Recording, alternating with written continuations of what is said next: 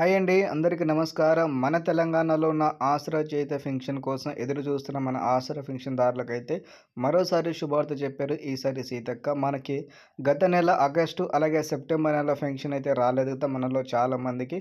So, వాళ్ళందరి కోసం ఇప్పుడొచ్చేసి మనకైతే సీతక్క ఒక మంచి గుడ్ న్యూస్ అయితే చెప్పడం అయితే జరిగింది. మొత్తానికి మన ఆసరా చేయుత ఫెన్షన్ పథకం కింద రూ. 4,016 వికలాంగులకి, అలాగే వృద్ధులకి, ఒంటరి మహిళలకి ఏదైతే హామీ ఇచ్చారో ఆ రూ. 4,016 అలాగే రూ. 6,016 ఇస్తామని చెప్పిండ్రు కదా!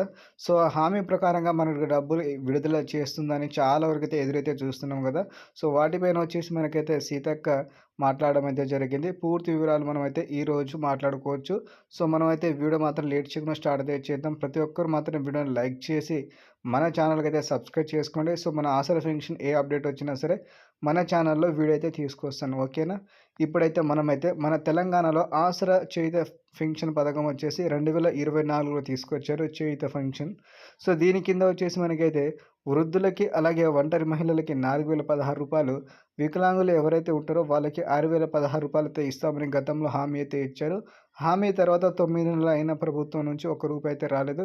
దాంతో పాటు గత ఆగస్టు నెల, అలాగే సెప్టెంబర్ నెల చాలా వరకైతే ఫెన్షన్‌లయితే అందరికైతే పెండింగ్ అయితే పడ్డాయి.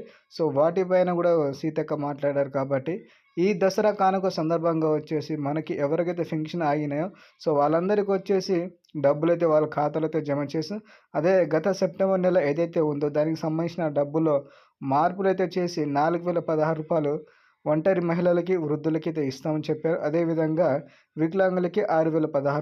సో, మొత్తానికి మనకి దసరా సందర్భ కానుకంగా మనకైతే పండుగ రోజున విడుదలైతే చేసేస్తుంది ఈసారి కాంగ్రెస్ ప్రభుత్వం.